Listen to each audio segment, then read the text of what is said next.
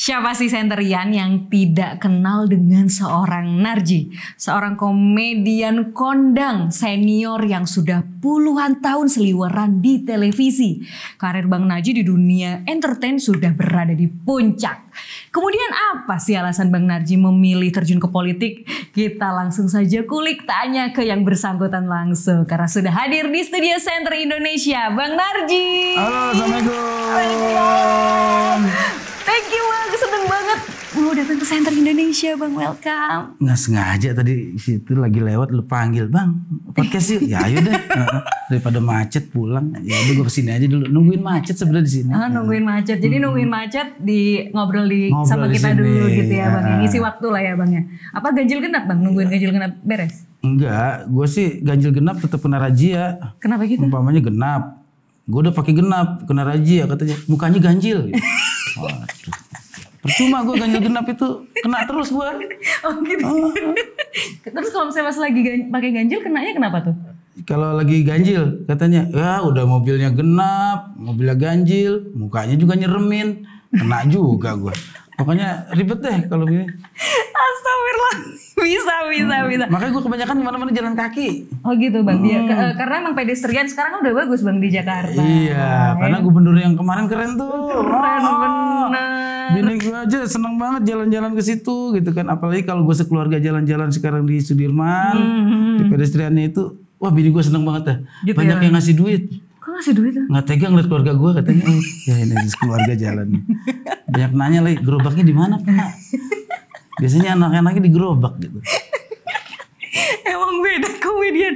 Bang Narji ini berarti di partai pasti sering bercandaan gini ya Bang ya? Enggak, partai yang bercandain gue. Karena pelawak itu paling susah dianggap serius. Oh gitu ya Bang. Lagi ngomong serius dikira bercanda. Iya, sebenarnya salah itu ada paradigma yang salah buat masyarakat. Kenapa gitu Bang? Sebenarnya pelawak adalah manusia paling serius di dunia. Kok bisa? Buat bercanda aja dipikirin, apalagi buat negara. Oh deh. Bener bisa. Bang ya ampun, bener juga ya. Buat bercandanya dia dipikirin ya Bang ya. Berarti apalagi buat negara. Berarti sebenarnya politisi-politisi yang berangkat dari komediannya justru orang-orang yang paling serius ya Bang sebenarnya ya Bang ya. Cuma karena mukanya aja dianggap gak serius gitu kan. Jadi Bang, apa nih Bang alasan Bang Narji terjun ke politik Bang? Kalau terjun nggak terjun ya, gue ngerinya kalau terjun kalau payungnya kebuka. Kalau payungnya kuncup kan bahaya juga buat gue. Artinya maksudnya sekarang masuk ke dunia baru ke politik ya, masuk gitu ke kan. dunia politik. Karena gue lama di dunia gaib kan, di dunia lain gitu kan. Di dunia lain juga gue bukan peserta kan. Apa tuh Bang? Gue yang dicari. Oh iya. Yang dicari ya? Iya, objek penampakan lah dianggap. Kalau gue udah muncul, ini dia nih penampakannya. Gue pernah ikut uji nyali. Setannya ngangkat tangan. Kenapa bisa angkat tangan Bang? Ada senior gitu. Aduh, maaf ya Senterian, aku gak kontrol nih gara-gara ngakak gak aku. Jadi gue di dunia politik itu merasa ini adalah sesuatu dunia baru yang sebenarnya sama dunia entertain itu gak jauh beda. Tingkat persaingannya tinggi, tingkat untuk mencapai puncak tertinggi di politik juga sama dengan entertain. Perjuangannya itu sangat berat. Pemikiran, waktu, tenaga. Kayak gue itu dulu... Akhirnya gue kan membentuk Cagur itu gue sama Denny kan. Kata Cagur itu dari gue. Konsep Cagur dari gue. Bagaimana batas-batas koridornya juga itu banyak. Gue punya ide-ide di kampus lah.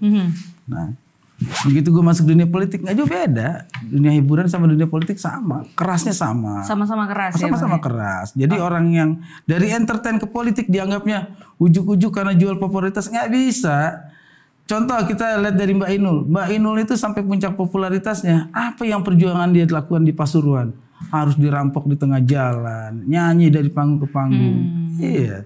Jadi orang entertain itu orang yang siap dan kalah dalam pertempuran politik adalah orang-orang entertain. Karena dalam dunia hiburan mereka udah siap untuk selalu menang atau kalah. Dan mentalnya udah terbentuk ya Bang ya orang-orang yang di dunia entertain itu ya Bang. Lu anggap gue ngomong gitu serius? Enggak, gue juga lagi bercanda. Lu nganggap ini serius banget. Aduh emang susah nih ngobrol sama komedian, mentalnya harus siap ya Bang ya. Ya Allah. Bang, terus Bang, kenapa Bang Narji ini memilih PKS Bang dari sekian banyak partai? Biasanya yang artis-artis tuh gak di PKS loh Bang. Iya, PKS itu kan partai kesukaan Sunarji gitu kan. PKS, Partai Kesukaan Sunarji. Oh gitu, bukan Partai Keadilan Sejahtera Bang. Itu yang Nama aslinya. lainnya. Nama lainnya itu. Nama lainnya Partai Kesukaan Sunarji. Kenapa bisa jadi kesukaan Sunarji? Apa tipsnya bisa jadi kesukaannya Sunarji nih Bang? Satu ya di sana belum banyak artis atau public figure ada di sana. Berarti ini aku ngomong sama public figure nih ya? Enggak, saya tadinya bukan public figure, tadi saya itu public enemy ya. Jadi saya di kampung saya dimusuhin gitu kan. Akhirnya gue tuh masuk PKS, kisahnya. Banyak sentuhan-sentuhan partai itu untuk masyarakat yang gue rasain langsung. Oke. Contohnya waktu COVID, gue orang di kampung gue nih gang pertama, gue sama istri gue tuh orang yang pertama kena dan mengakui kalau gue kena COVID. Gue juga bingung tuh. Masa iya tuh akhirnya virus masuk juga ke gue. Seharusnya kan virus yang kena gue kan. Seharusnya COVID yang kena gue. Malah gue kena COVID. Ya udahlah. 40 hari otomatis gue isolasi mandiri di rumah. Kok 40 hari Bang? Bukan 14 hari? Gue sampai bini gue karena gejalanya lumayan. Lumayan. Bini gue tuh sampai semua dialamin dah, dari matanya kering sampai diare sampai semua. Oh iya. Gue cuma 3 hari gitu kan. Karena badan gue bukan karena metabolismenya ya. Virus juga nggak betah-betah amat di badan gue gitu kan. Ternyata pas virus masuk ke badan gue itu ternyata katanya udah banyak banget virus di badannya. Wah di sana antri, kita keluar aja cari yang lain gitu kan, kata virus gitu. Akhirnya gue di saat seperti itu PKS lah yang membantu, menyentuh gue pada saat itu. Di gang gue ada salah satu dewan PKS di Tangsel yang WA gue, Bang dengar abang positif gitu kan. Yang positif bini gue yang melakukan gitu kan. Bini gue jadi positif. Beda itu Bang. Oh tapi enggak kan Bang? Apaan? Enggak lagi positif hamil kan waktu pas COVID? Oh enggak. Nah, pas sudah lagi gitu dia bilang, abang nggak kerja ya? Iya udah 40 hari gue di rumah gitu. Nggak ada maksud apa nih Bang? Abang kan tahulah abang juga ada tabungan ya. Tapi ya ini sih buat dari teman-teman aja ke abang gitu kan. Gila loh, gue ditransfer. Oh gitu Bang? Iya buat jajan anak-anak katanya. Gue bilang ini maksudnya apa? Tapi di hari yang berikutnya gue lihat kader-kader PKS itu banyak keliling, begitu udah mulai banyak itu orang yang kena COVID di gang gue. Tapi bukan karena gue yang nyebarin ya. Akhirnya di situ gue lihat kader-kader PKS itu gantungin makanan sama obat di gerbang-gerbang rumah warga. Gue bilang ini apa gitu. Kemudian ada bencana alam. Gue sama pelawak mau ngadain donasi patungan gitu. Pas udah kesana katanya PKS itu partai yang paling depan. Makanya gue bilang gitu kan, kok PKS itu belum jadi bencana aja udah bikin posko gitu. Ini orang di partai kayaknya paling nyampe paling dulu dan pulang paling terakhir pasti. Nah disitulah gue berpikir, gue coba belajar. Akhirnya setelah gue sembuh, gue belajar, gue ikut pengabdian di sana gini-gini. Ternyata nyaman. Memang seperti itulah. Ya akhirnya gue bilangnya, ya udah gue masuk PKS. Abang artis masuk PKS kenapa? Ya nggak kenapa kan? Ya udah saya masuk aja. Ya udah ternyata setelah gue masuk, gue nyesel juga. Kenapa nyesel? Ya kenapa nggak dari dulu? Gitu. Oh gitu. Karena saking bikin nyamannya itu ya Bang ya? Iya artinya di sana juga soal nomor urut nggak rebutan, soal dapil juga lebih banyak didiskusikan sesuai dengan apa peluang dan apa potensinya, apa kekurangannya setiap dapil kayak gitu. Ya ada apa ya Dek? Kenapa? Enggak apa-apa. Oh, kirain orang asuransi.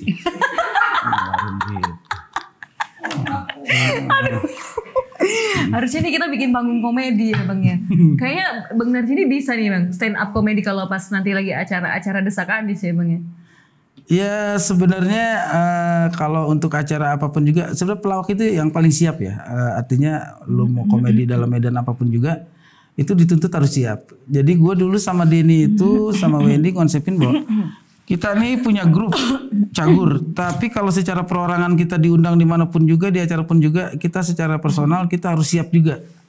Kita jangan cuma jago di saat kita bertiga, tapi dimanapun juga kita harus mengasah secara personal. Akhirnya kita ngelatih sendiri-sendiri tuh untuk gue kayak gini kayak gitu. Kemudian Bang, itu tadi kan Bang Narji kan berarti kan tertarik masuk PKS karena melihat bagaimana PKS itu memang terjun ke masyarakat langsung gitu ya Bang ya, pengabdiannya untuk masyarakat tuh bener ada gitu kan ya Bang ya. Terus kemudian PKS ini kan mengusung Anies Baswedan Bang, kemudian sekarang menjadi paslon Amin. Kayaknya kalau PKS sama Pak Anies itu bukan saat-saat ini aja kan. Iya udah. Memang udah lama. Udah lama bener Bang. Jadi gue kalau melihat sosok Anies ya nggak bakal lepas dari PKS. di bayang-bayang gue tuh di kacamatanya Pak Anies tuh kayaknya ada tulisan PKS gitu. PKS gitu. Seperti itu. Jadi Karena udah lama. Dari gubernur kemarin kan juga PKS salah satu partai yang mengusung Pak Anies gitu. Mungkin PKS juga berpikir sama frekuensi, sama pemikiran. Banyaklah kolerasi yang hubungannya koleratif banget ya antara PKS dengan Pak Anies gitu kan. Satu di PKS itu orang-orang pemikir isinya yang gue tahu ya. Kemudian Pak Anies juga orangnya kayak begitu. Benar-benar. Lihat debat kemarin kan? Lihat dong. Besok gini untuk debat selanjutnya nggak sabar nih. Bang Narji nonton kan? Nonton lah. Nonton dong. Debat belum mulai aja gue udah nyalain TV kan. Pas debat mulai, TV-nya dicolong orang. Akhirnya gue nonton di rumah tetangga. Itu maling parah itu nyolongnya pas banget itu. Terus tetangganya dukung siapa Bang? Hah? Tetangganya? Ya nggak tahu, tetangganya itu dia nggak taunya sesama maling dia nonton juga di kebun gitu kan. Ayo kita nonton debat. Pas gue mau colong gitu, pas gue mau ambil lagi TV gue tuh, oh dia lagi nonton debat nggak apa-apa lah. Oh gitu ya Bang. Biar maling pengen pinter katanya.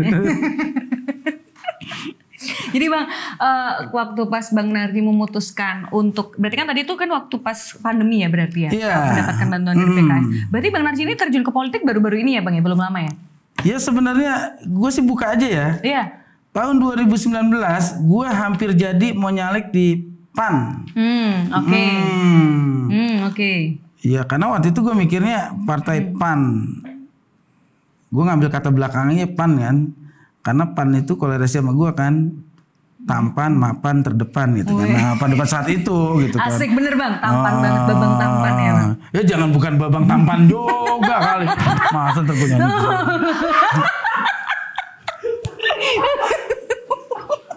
Partai Asik Narji. Bener tuh. Enggak taunya PAN itu dulu kan gue bilang ini Partai Amanat Narji gitu kan. Gak boleh katanya. Oh gak boleh. Terus 2019 Bang Narji mau nyalek. Tapi belum masuk ke anggotaannya. Belum masuk ke anggotaan partai sebelah. Jangan salah, gue tuh kalau mau masuk sebuah organisasi atau gimana, gue pinta dulu ini ADRT. Gue lihat dulu, gue ikut juga semuanya di PAN itu. Gue udah ikut pendidikan di Anyer 3 hari. Gue udah ikut sering jalan lah, ada tempat yang harus bencana gue ikut juga. Di sana gue pelajarin. Gue kalau masuk suatu organisasi, gue pertama gue tanya itu ADRT-nya mana. Nah, gue baca, gue lihat oh gini gitu. Nah, makanya gue lihat juga nggak cuma partai gitu, bukan partai yang gue masukin doang, banyak partai-partai lain pun gue baca ADRT-nya segala macam. Oh kayak begini visi misinya. Nah itulah yang membuat gue menarik akhirnya di sini aja deh gitu. Jadi visi misinya Amin mantep ya Bang ya? Oh iya soal perubahan iya. Oke ya Bang. Karena bini gue aja kan kalau ketemu gue suka nuntut perubahan gitu. Suka apa? Nuntut perubahan. Kenapa gitu Bang? Ya kalau bisa dirubah suami katanya. Dia bilang lu kenapa gak dari dulu lu gitu. Bang tapi itu gak ada di visi misinya Amin Bang. Perubahan suami buat istrinya Bang Narji. Iya bukan itu maksudnya dia kalau masih bisa dirubah nih suami kayak gini katanya nyebelin gitu kan. Bang menurut Bang Narji di performa dari Pak Anies di debat Capres pertama kemarin gimana Bang? Ya nomor 1 emang gak ada duanya. Bisa dilihat kan. Bisa dilihat ya Bang ya. Gue lihat kualitasnya. Dan setelah itu kan banyak yang bilangnya jago retorika, jago ini. Ya memang pada momentum saat itu ya orang dituntut ya retorikanya dong. Iya dong. Ya emang saatnya debat. Iya kan? Iya kan emang debat berkata-kata. Emang debat berkata-kata. Kecuali dia mau MMA. Apa tuh? Yang tinju. Oh, Adu jotos ya Bang ya. Tapi kan di situ kita bisa lihat, ya saatnya debat. Orang memang retorikanya memang sudah disiapkan dan memang orang pinter yang sudah biasa menghadapi sesuatu, pernah memimpin suatu daerah. Di saat dialog dibilangnya cuma jago retorika. Ya emang lagi dialog ya jago retorika, tapi di saat membangun Jakarta lu lihat hasilnya. Banyak yang nggak diekspos. Dulu itu kita jalan malam-malam ke Blok M itu kan mengerikan gitu kan. Jangan kan baru jalan-jalan, baru niat kita udah dicopet. Niat kita udah dicopet. Sekarang kan Kita nyaman, kita lihat ya anak-anak Gen Z kalau malam itu di Gultik. Rame, nyaman gitu dan parkirnya ke Pasar Baru dulu. Lu kalau mau cak parkir, bayar dulu di depan, pulang bayar lagi. Sekarang kan kita ngetep. Gue lihat perubahan-perubahan Jakarta itu pelan-pelan dan gue nggak dengar itu di berita, gue liatnya langsung kenyataan. Tanah Abang gitu kan, bini gue ke Tanah Abang dulu tuh baru awal-awal nikah. Gue bilang, waduh kalau bini gue ke Tanah Abang serem gitu kan, suatu yang menakutkan perempuan ke Tanah Abang. Takut kenapa-napa gitu. Sekarang kan bini gue ke Tanah Abang parkir di Lebak Bulus, dia tinggal naik MRT gitu. Kayak gitu gue bilang nih, Jakarta tuh udah nyaman banget. Gue kemarin waktu nonton nganterin anak gue itu nonton acara apa terakhir gitu. Gue tuh jalan kaki dari mulai FX sampai ke Semanggi, gue bilang ini kok rasanya udah cuman bedanya di Singapura 24 jam aja gitu kan. Di Singapura, di Jepang gitu. Pas gue lihat di situ kayak kehidupan di sini, aduh ini Jakarta kayak gini udah enak banget gitu. Nyaman ya Bang ya. Cuman kan udah kayak gitu kalau yang bagus diklaim orang. Iya, yang salah buat Anies. Iya benar. Pokoknya yang jelek-jelek seolah itu Anies gitu ya Bang ya. Padahal belum di cross check tuh itu pemerintah pusat atau Pemprov DKI ya kan. Tadi udah langsung main klaim aja itu Anies, pasti Anies. Anies mah si anjir musibah juga salah siapa, salah Anies gitu. Semuanya ada apapun juga di Indonesia kalau salah Anies gitu kan. Jawa Tengah kalau banjir juga Anies yang salah. Kayak gitu deh. Itu benar kan. Bener kan, pokoknya di mana aja yang banjir Anies yang salah ya. Iya, jadi gue juga istri gue itu pengagum Anies. Oke. Dari dulu sebelum Bang Narji terjun ke PKS, masuk PKS. Iya, waktu Pak Anies pertama jadi menteri yang soal kedua orang tua harus nganterin anak ke sekolah. Itu. Iya, itu gue akhirnya maksain banget mau syuting, gue bilang gue ntar lu gue terlambat gue nganter anak gue sekolah kayak gitu kan. Ya meskipun sampai di sekolah gue nggak diakuin gitu kan. Nah, ini bukan bapaknya nih gitu. Bukan. Mas, sopir nggak usah ikut gitu. Udah gitu. Wah, masa sih nggak tahu Narji siapa, berani-berani bilang aja. gitu. Gue bukan sopir, gue ojek online. Saya bedain dong, gue pakai seragam nih. Oh, Bang Narji berarti inget ya Bang ya kalau waktu pas yang hari pertama mengantar sekolah itu tuh programnya Pak Anies ketika menjadi Mendikbud tuh inget ya Bang ya berarti ya? Ya karena gue kan di IKIP, dulu kan sebelum jadi UNJ IKIP. Bagaimanapun juga soal perkembangan pendidikan di Indonesia, apalagi anak-anak gue sekolah kan. Jadi gue concern banget lah ke soal-soal perkembangan dunia pendidikan di Indonesia, soal kurikulum, soal yang sekarang ini pakai tematik kayak gitu, gue ikutin semua. Dan menurut gue Pak Anies itu kan kalau secara garis besar kurikulum yang disusun pada saat itu kerennya kenapa? Kenapa Bang? Tidak bikin orang pinter tapi bikin orang berkarakter gitu kan. Jadi bisa memisahkan antara mana mengajar mana mendidik. Karena konsepnya dulu Ki Hajar Dewantoro itu kan bukan sekolah, anak-anak dibikin taman siswa. Tempat dia bermain sambil mendapatkan ilmu kayak gitu kan. Jadi sekolah yang diajarkan sama Pak Anies itu kan, dan di sekolah itu kan Pak Anies kalau nggak salah dia pernah bikin dirjen untuk parenting deh. Oh iya. Tapi di saat dia ngejabat dirjen itu dihapus. Betul. Artinya peran orang tua di sekolah itu bukan hanya sebagai orang yang menitipkan anaknya, tapi orang yang terlibat untuk keberhasilan anaknya. Konsepnya Pak Anies kayak gitu loh untuk pendidikan yang gue pernah baca, gue pernah lihat. Dan memang orang tua itu jangan lepas di saat dia sudah membayarkan ke sekolah, bukan berarti lepas semuanya ke sekolah. Karena kalau menurut teori pendidikan itu kan keluarga adalah faktor utama dan pertama yang menentukan karakter anak. Betul. Kayak Setuju. Gitu. Di sekolah mau pinter kayak apa juga kalau keluarganya nggak ngedukung susah. Nggak support ya Bang ya. Yang support system itu memang berangkat dari rumah dulu. Betul ya Bang. Bang Narji kan berarti kan termasuk orang yang peduli dengan dunia pendidikan. Bang Narji berarti setuju dong dengan Pak Anies kalau memang kita mau melakukan perubahan itu yang dimulai adalah dari pendidikan di sebuah negara dan kesejahteraan gurunya. Setuju ya Bang? Ya gue sebagai orang yang pernah ngajar meskipun cuma 6 bulan ya. Itu yang paling utama itu sekolah. Nih gue pernah diskusi sama mahasiswa Jerman. Waktu itu nyawanya mahasiswa Jerman ke kampus gue. Nggak tahu dia mau beli lontong atau ngapain gitu, ketemu pas itu. Guten Morgen gitu. Gue bilang gitu. Jawab apa Bang Guten Morgen? Apa? Dijawabnya apa abis itu? Dia bilang Guten Morgen gitu kan. Aku lo nuwun, monggo. Ternyata orang Jermannya lama di Jogja ya. Oh Akhirnya gitu. ngomong, Ternyata bisa bahasa Indonesia. Oke. Gue ngobrol-ngobrol. Kamu nggak ngapain di sini? Pengen tahu sistem pendidikan di Indonesia itu seperti apa? Karena di Jerman itu profesi yang paling susah itu guru. Oh iya. Iya. Malah kalau di Indonesia kayaknya profesi guru tuh Alternatif terakhir. yes. Jadi guru itu cikal bakal sebuah bangsa itu adanya di gurunya sendiri. Di Jerman itu pengangkatan guru setahun itu paling banyak 10-20. Kenapa? Orang untuk menjadi guru itu harus ikut militer dulu. Kenapa? Sebuah bangsa tuh kayak gitu. Di Jepang itu juga guru itu sangat dihormati. Di Indonesia doang guru pulang ajar, nyari kerja sampingan karena tidak cukup gajinya. Gimana dia mau konsen mikirin anak orang, dapurnya aja nggak ngebul, gitu kan. Makanya konsep Pak Anies untuk yang pertama dirubah karakter sebuah bangsa adalah pendidikannya dulu benar. Bener, setuju. Bener banget. Bener banget. Gua dulu pernah kuliah bareng anak-anak Malaysia yang pada kuliah di tempat gue tuh di IKIP. Dia belajar tentang pendidikan. Sekarang kita udah ketinggalan jauh sama mereka karena mereka itu Malaysia itu serius kalau untuk sekolah. Yes, betul Bang.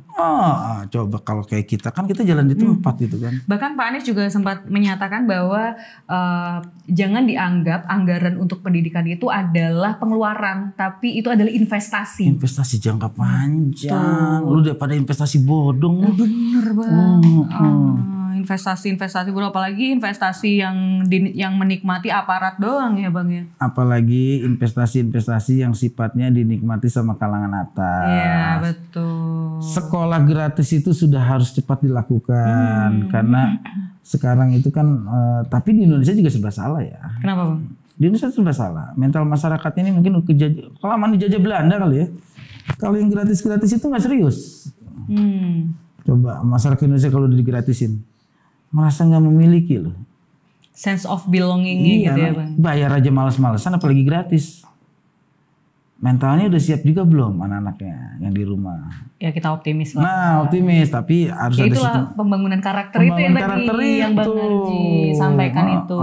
Perlunya kehadiran orang tua di pendidikan anak itu juga penting. Iya, kehadiran orang tua dan kehadiran pemerintah dalam pendidikan itu sangat penting ya, karena ini investasi untuk generasi kita yang akan datang. Yang kedua gini juga, satu hal lagi yang gue kritisi, ini di dapil gue nih, banyak SD negeri tutup.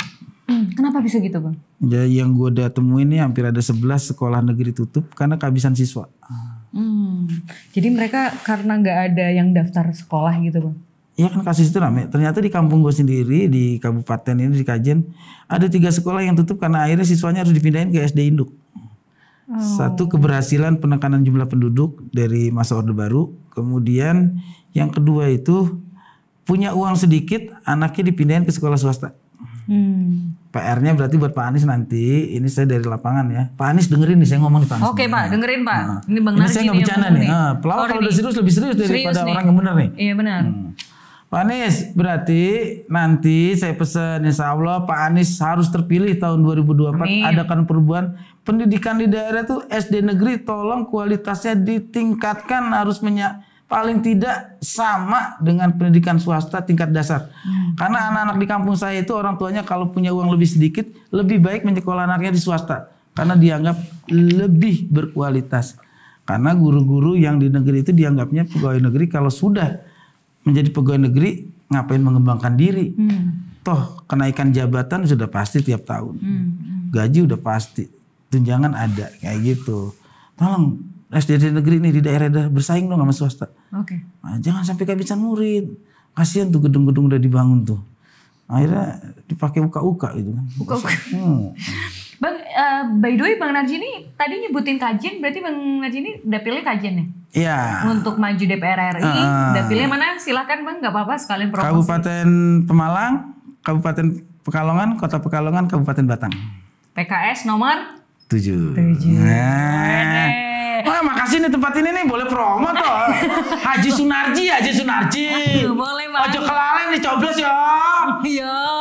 Presidennya Anies. Karo Gus Imin. Lucu. Ya Bang, emang gak bisa serius Bang?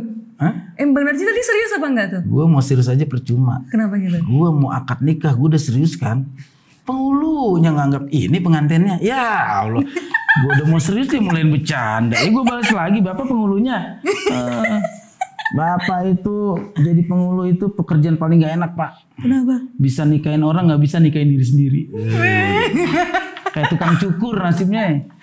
Oh, gak bisa nyukur sendiri. Iya. Ya sama dong Bang, dokter juga gak bisa ngobatin diri sendiri. Paling gak dokter mah tahu dia kalau pusing-pusing berarti gue paracetamol. Nah, minum gitu. Dokter mah masih bisa. Kalau penghulu paling gak bisa tuh kerjaan. Kalau penghulu bisa nikahin sendiri, gue mau jadi penghulu biar sehari bisa 3 kali nikah gue. Sehari nikah kok kayak makan Bang. Aduh. Gimana, Bin? Bang, Bang Narji waktu pas itu tadi ya masuk PKS, kemudian respon keluarga gimana Bang? Bang Narji terjun ke politik, merestuin nggak? Gue dari kecil udah diusir sama keluarga gimana ya? Oh gitu ya, maksudnya istri gitu loh. Istri sih udah pasti, terutama Support ya Bang? keluarga istri gue itu luar biasa. Gimana Bang? Kakak ipar gue itu resign dari kerjaan buat bantuin gue sekarang. Wah, ada ipar gue juga kayak gitu. Insya Allah kita jadi terpilih ya, makanya gue harus jadi terpilih. Kalau nggak jadi, sian tuh ada ipar gue sama abang gue nganggur besok. Gitu ya Bang? Udah resign dia. Udah mempertaruhkan karirnya udah mempertaruhkan ya Bang? semua, dan dari keluarga gue juga kayak kakak-kakak gue semuanya. Kali ini mungkin di tahun 2019 gue baru tahu ternyata kakak-kakak gue itu masih setengah ikhlas buat gue berpolitik. Makanya jalannya tersendat terus. Tapi sekarang di saat gue datang ke rumah abang gue datang juga ke rumah saudara-saudara gue, udah saatnya umur lu sekarang udah boleh lah switch ke dunia yang lain gitu. Monggo silakan, kalau kemarin kan dianggapnya belum siap gitu. Ke dunia yang lain tuh dunia mana Bang? Dunia politik. Oh, itu kan dunia yang lain ya Bang. Kalau dunia fantasi kan gue dari kecil ke sana sama keluarga juga. Jadi Bang Narji kan udah di karir sebagai seorang komedian, udah nggak usah dipertanyakan, udah di top inilah ya Bang, ya di puncak karir Bang. Ya itu dia. Bukannya enakan jadi komedian Bang, duitnya banyak, kagak kurang-kurang kan Bang, udah pasti jobnya ada terus Nah ya itu kan. buat siapa? Buat gue kan? Iya. Buat masyarakat. Oh, oke. Kan di masyarakat bukan cuma uang. Oh, jadi pengabdian ya Bang. Pengabdian, pemikiran, kemudian juga mungkin selama ini gue bisa memberikan ke masyarakat tuh bisa mereka tertawa, mereka terhibur. Tapi kan setelah tertawa terhibur, kesejahteraan mereka, nasib mereka, terutama di dapil gue di petani, nelayan. Masa kalau gue cuma ngelawak teriak-teriak nggak didengerin? Karena gue ngelawak bisa mereka bikin tertawa, tapi ketawa mereka kan nggak bisa keluar solar atau pupuk. Oh, berat. Ini permasalahan yang konkret sekali ya Bang di lapangan ini. Boleh nggak Bang diceritain masalah di dapil-dapilnya Bang Narji yang selama ini mungkin tidak. Pak Anies ini salah satu nih, Yes, keluhan dari tuh? masyarakat. Apa Salam buat pemilih Pak Anies. Mereka itu paling niti soal kartu tani Pak Anies. Itu kebijakan yang sangat mematikan. Karena setiap tahun petani harus perpanjang ke negara kartu tani. SIM aja 5 tahun sekali. Petani itu setahun sekali harus diperpanjang. Pengen petani kartu taninya udah segini tuh, perpanjang mulu tiap tahun itu kan. Sampai nggak muat di dompet gue bilang gitu. Kasihan mereka. Kalau nggak diperpanjang mereka nggak bisa dapat pupuk. Katanya pupuk itu kalau pakai kartu tani setengah harga. Tapi faktanya? Barangnya nggak ada. Oke. Kalau beri dengan konvensional ada. Kenapa bisa kalau misalnya dengan pakai kartu tani nggak ada tapi konvensional ada Bang? Ya mana gue tahu pemegang kebijakannya siapa. Mudah-mudahan kalau Pak Anies jadi gue kan bisa ngomong langsung. Iya, pernah ketemu Pak Anies tuh soal petani gimana di kampung saya gitu kan. Petani nitipnya semua itu. Saya janji mau pilih Pak Anies tapi tolong ini soal regulasi pupuk. Yang kedua itu soal distribusi hasil panen. Yes, betul, hasil panen. Hasil panen itu dianggapnya kalau sawahnya lebih jauh dari jalan harga lebih murah. Kasihan juga petani yang sawahnya di sono. Yang lebih jauh dari jalan katanya karena akomodasinya lebih berat jadi lebih murah Pak. Kasihan juga. Ya Allah. Di mana keadilan untuk pertanian gitu kan? Kan slogan kita kan keadilan untuk semua. Iya benar Bang. Kalau untuk semua itu kan adil merata gitu kan. Masa iya cuman gara-gara jarak sawah Ini apalagi kasihan lu sawah yang kepotong tol. Itulah Bang dalam visi misi Amin ada program kontrak farming yang mana harapan kita ke depan Bang petani-petani kita bisa sejahtera Bang dengan ada kepastian hasil panennya itu tuh dibeli dengan harga yang layak Bang. Yang kedua petani itu minta harga produksi itu sudah ditentukan dan harga jual harus sudah ditentukan Pak.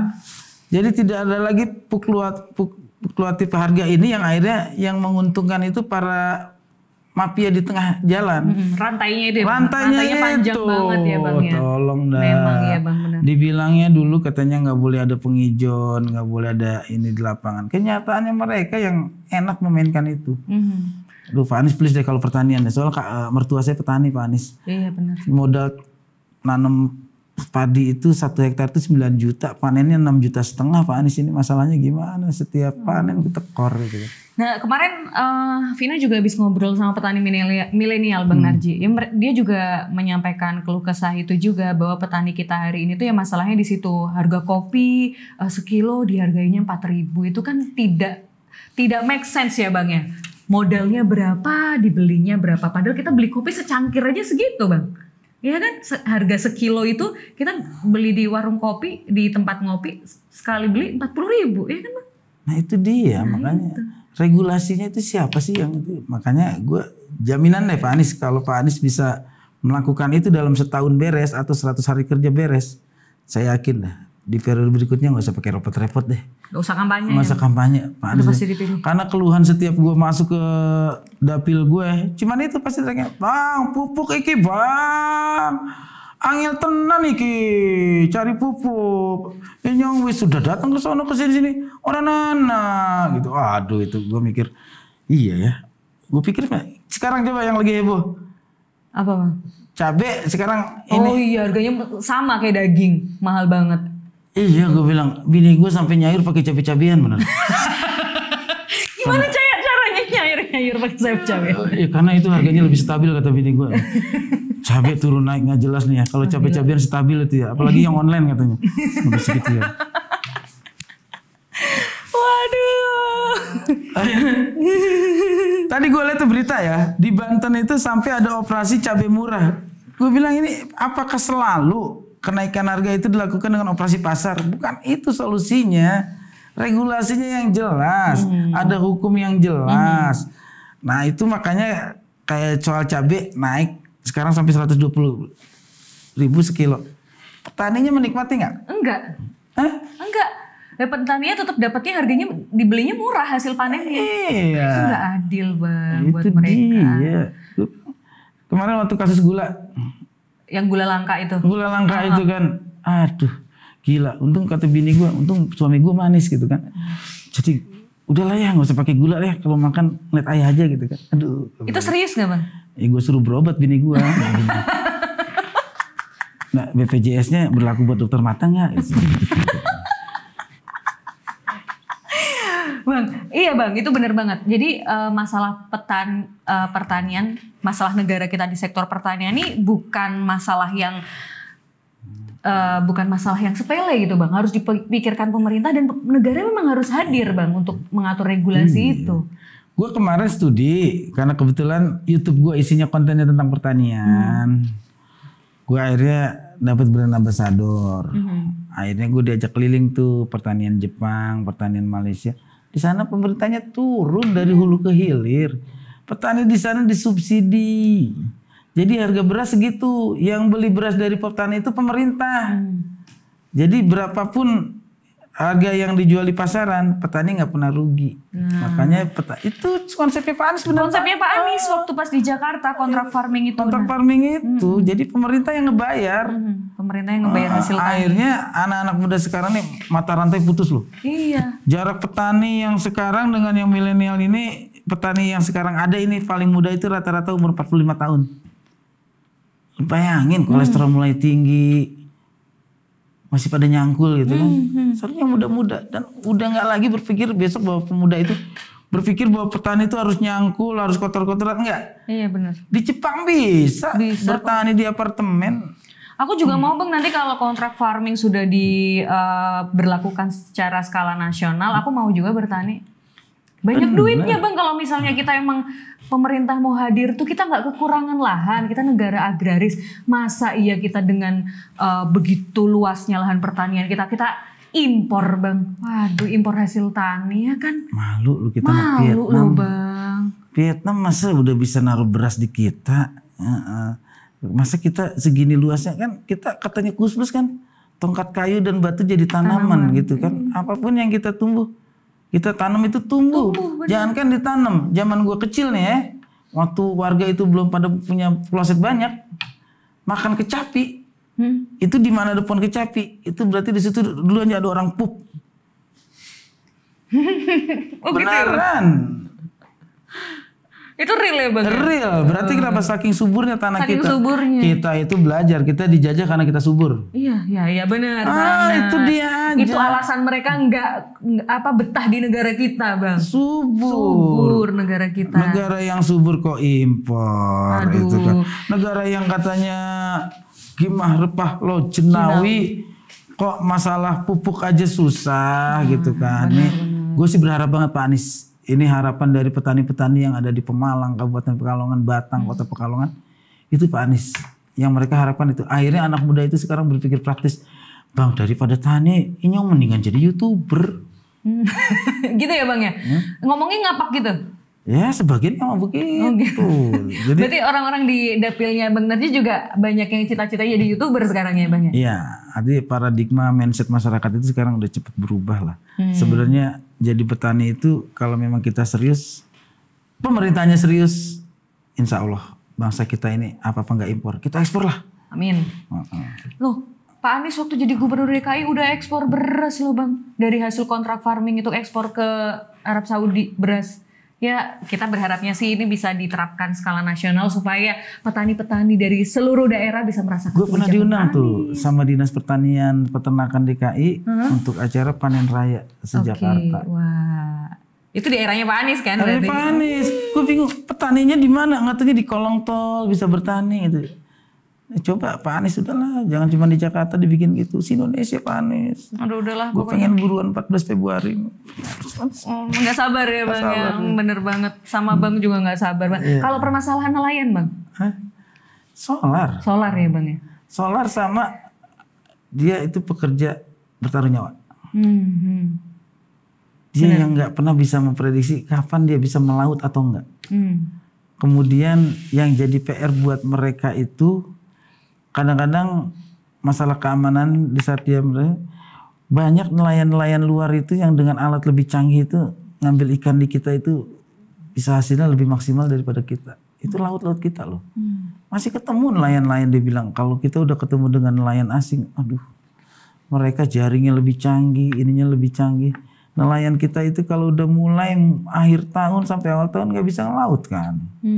Karena ombak itu ya. Ombak, permasalahan kemungkinan mereka kena rob kayak gitu, solar, fasilitas. Yang dipinta sama nelayan satu nih Pak Anies, saya kemarin ngobrol. Iya Bang Narji apa?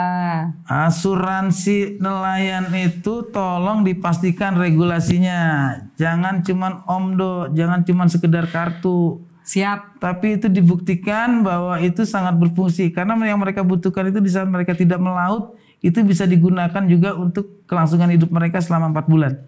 Ingat mereka juga orang bukan pemalas kok. Mereka kalau dikasih fasilitas insya Allah mereka tanggung jawab. Gue suka itu keluhan-keluhan itu karena sebagian Pemalang, Pekalongan, itu yang seutara ini nelayan semua. Gue juga sering ketemu para nelayan. Itu keluhannya satu solar. Yang kedua itu soal asuransi nelayan. Karena mereka bertaruh nyawa langsung. Udah ada di program Amin kok Bang, tenang aja. Udah asuransi ya. nelayan.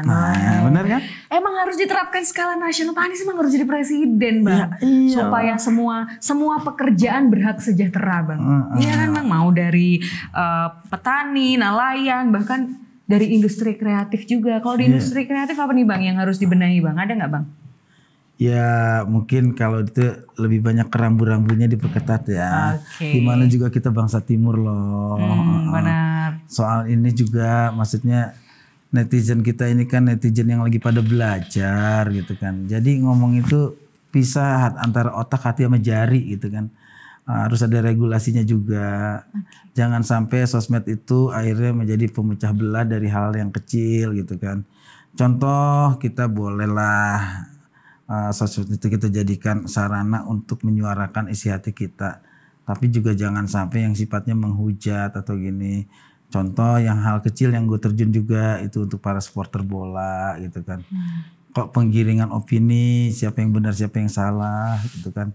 Ini juga harus ada regulasinya juga, bukan tentang membatasi kreativitasnya, tapi membatasi rambu-rambunya. Oke, betul. Nggak tega juga gua emak-emak demi konten gitu kan.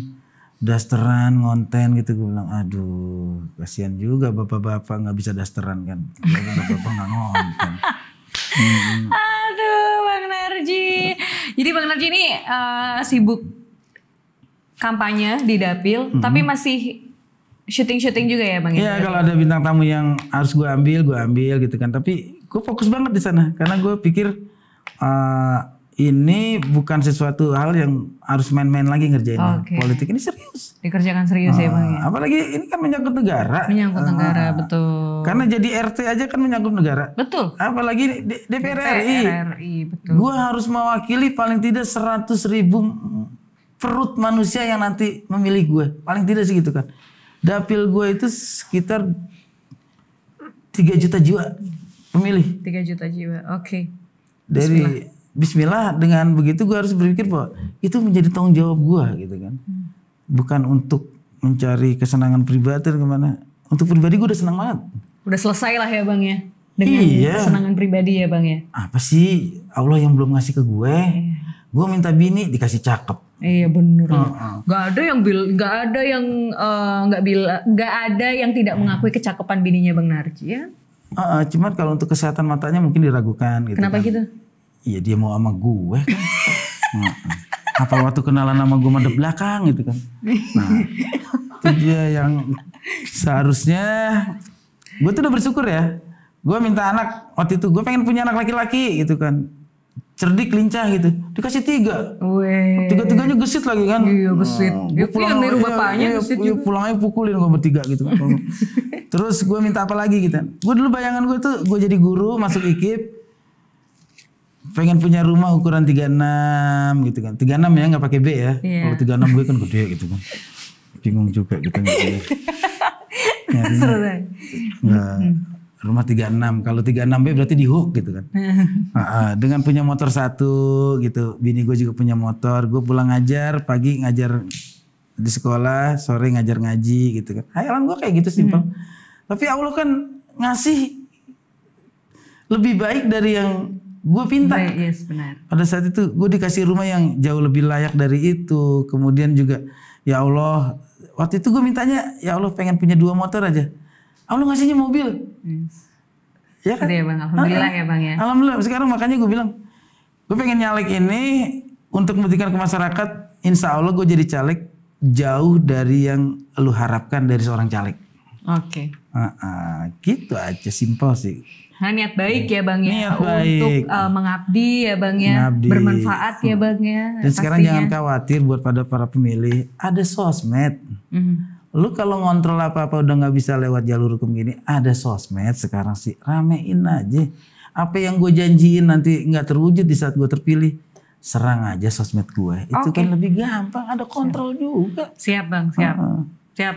Oke. Nanti aku juga mau komen ya kalau misalnya Bang Narji nggak menepati janji yang dikampanyekan. Janji gue cuma 1 kok. Apa? Nggak banyak-banyak. Apa? Insya Allah gue terpilih, menang gue dilantik, gue langsung pindah rumah ke Kajian gitu aja. Oh iya, oke. Biar deket sama konstituen gue. Jadi bener kita bakal jarang ngopi dong Bang 2024. Ya lu ngopi ke sana ke Pekalongan. Oke. Kopinya enak. Enak ya Bang ya? Durennya enak. Segono-gono. Sekarang lu bayangin, kenapa gue betah di Pekalongan? Kenapa Bang? Nasinya aja enak, apalagi perempuannya. Wah Bang. Bini gue maksud gue. Iya kan. Kirain hampir aja. Mau gue share nanti linknya Bang ke bini lu Bang. Iya maksudnya. Makanya gue udah 15 tahun. Gue sama bini gue itu alhamdulillah. Gue gak neko-neko. Kenapa? Iya lu bagi makannya aja enak. Gimana perempuan lu jadi bini gue kan. Ya, enak banget dah pokoknya. Gitu ya, Oke. Pokoknya lu sekarang saatnya. Pokoknya lu kayak orang-orang kayak lu juga nih. Terus ya, perjuangkan Pak Anies. Insya Allah Bang. Kita Perjuangkan bareng-bareng Bang, semangat satukan Indonesia. Aku doain semoga Bang Narji kepilih duduk. Amin. Amin. Amin. Amin. Kobul. Amin. Kobul boleh nggak Bang? Apaan? Amin apa kobul Bang? Iya, di mana-mana. Walat dolin. Amin. Ada yang lain nggak? Nggak ada. Ya udah amin berarti. Amin aja dulu. Bang Narji, thank you banget Vina. Bang. Udah mau mampir di Center Indonesia. Sukses terus, semangat satukan Indonesia Siap. Bang. Bismillah ya Bang Bismillah. ya. Bismillah 2024. Bang, sebelumnya closing statement, pesan buat Centerian apa nih tips menghadapi Pilpres 2024? Oke. Ke Bengkulu beli bahan. Cakep. Pulangnya ketemu Sarimin. Cakep. Kalau lu semuanya menuntut perubahan, pilih nomor 1. Amin. Amin, cakep. Keren banget. Tadi baru pantun Bang. Apa? Closing statementnya belum? Ya gue mah pantun aja. Pantun aja. Ngasih pesen nggak mau? Udah cukup pantun aja. Lu kasih waktu nggak nih? Enggak. Closing statement Enggak. Terus sampai debat. Closingnya dikasih waktu itu. Boleh Bang? Apa? Closing statement. Milenial, Yes. Gen Z, Yes. nasib lu ke depan, lu sendiri yang nentukan 14 Februari. Jangan salah pilih, jangan tergoda karena rayuan, atau lu melihat sesuatu yang bentuknya bukan fakta. Tapi buktikan fakta bagaimana calon presiden kita itu ke depan. Lihat rekam jejaknya. Rekam jejaknya udah jelas, insya Allah programnya lebih jelas. Bukan halu, jadi pilih nomor 1. Amin aja dulu. Thank you Bang Rosi. Thank you. Wah seru banget ya Centerian bincang singkat kita hari ini. Meskipun singkat tapi insya Allah bermanfaat untuk kita semua. Makasih buat yang udah nonton. Jangan lupa terus nyalakan sentermu. Mari subscribe Center Indonesia. Wassalamualaikum warahmatullahi wabarakatuh.